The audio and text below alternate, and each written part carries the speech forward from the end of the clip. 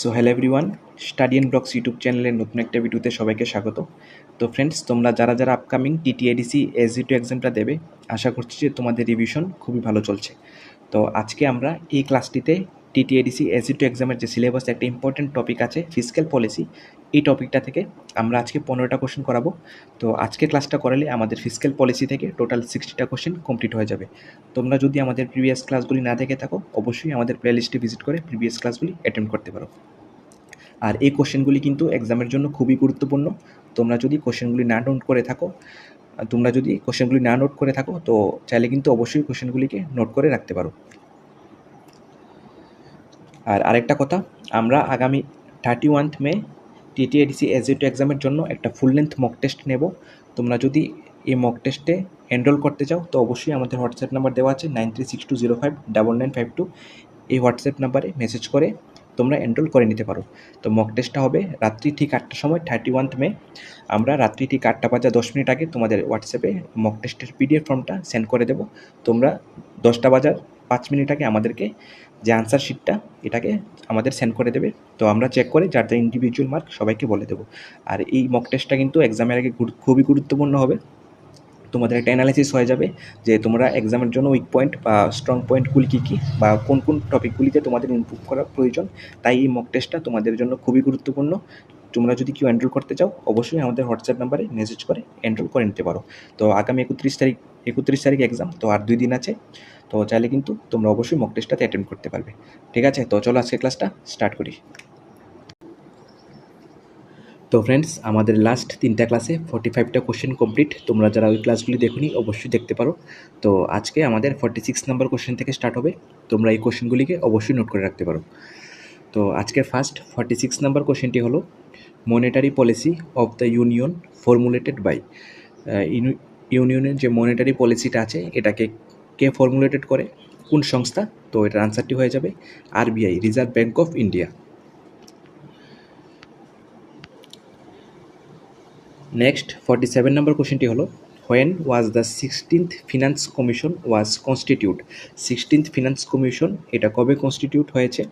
তো এটার আনসারটি হয়ে যাবে 31, এটা আনসারটি হলো ডিসেম্বর 31, 2023।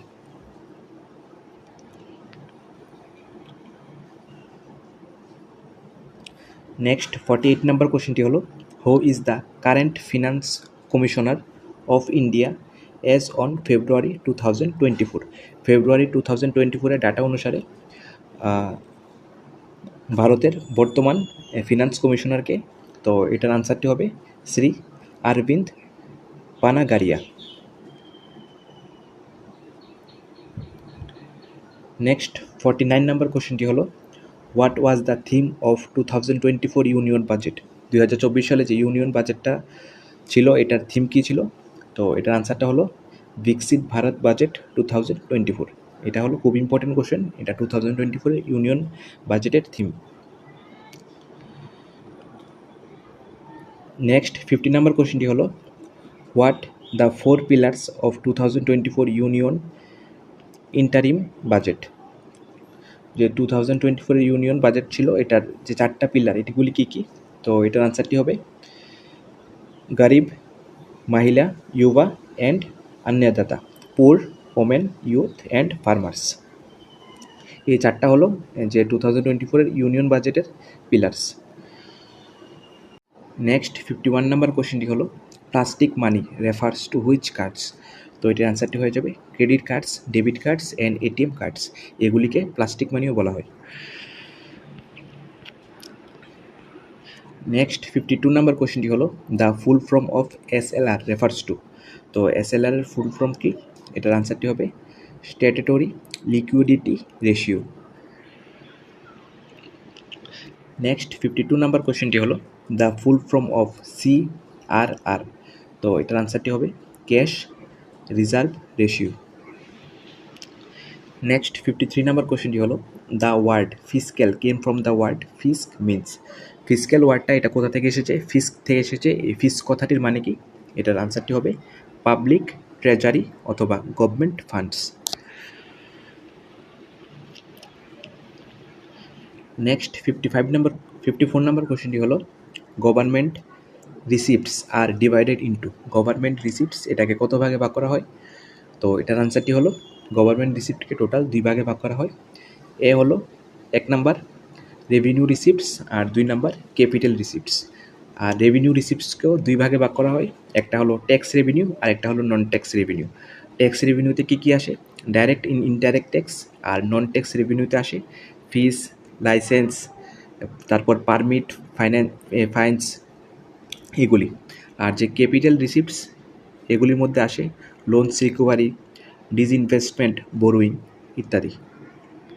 ঠিক আছে, নেক্সট 55 নম্বর কোয়েশ্চেনটি হলো ডিসইনভেস্টমেন্ট রেফার্স টু। এটার আনসারটি হবে when the government sells or liquidates its assets to central public sector enterprises, states public sector enterprise or other assets.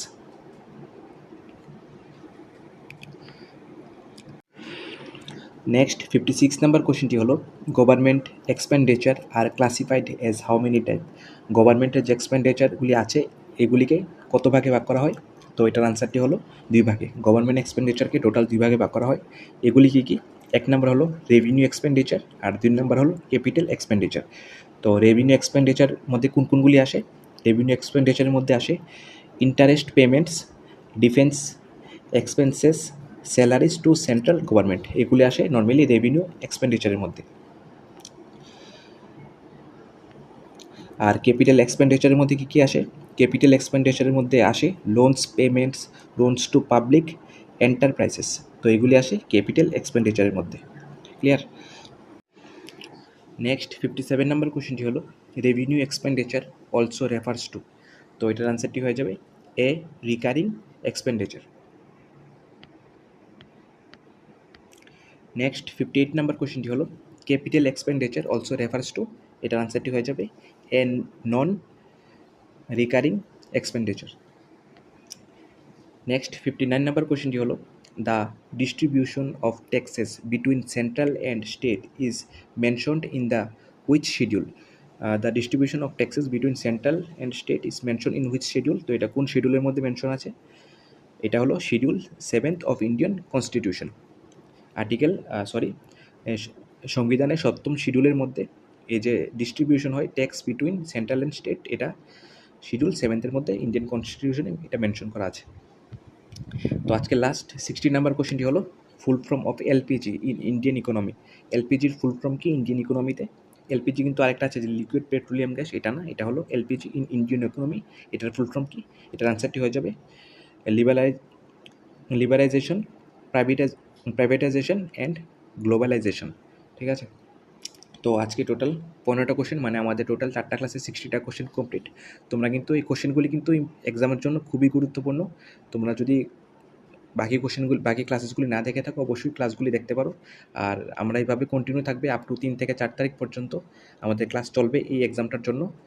আর তাছাড়া আমাদের আগামী 31 তারিখ একটা ফুল লেন্থ মক টেস্ট হবে।